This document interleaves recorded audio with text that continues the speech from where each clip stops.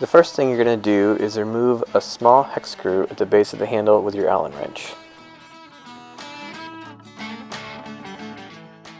Then you're just going to pop the handle straight off. Then unscrew the bonnet.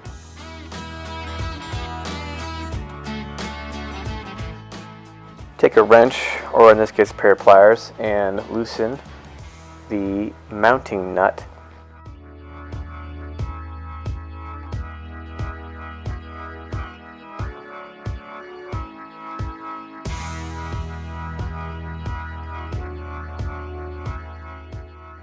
Once the mounting nut's out of the way, simply just pop out the valve and insert the new one. It only fits snug one way, so it's pretty easy.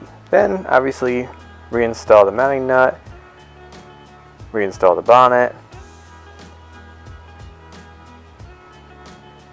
and pop the handle back on, tighten up the hex screw,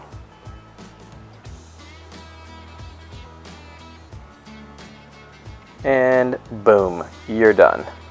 That easy.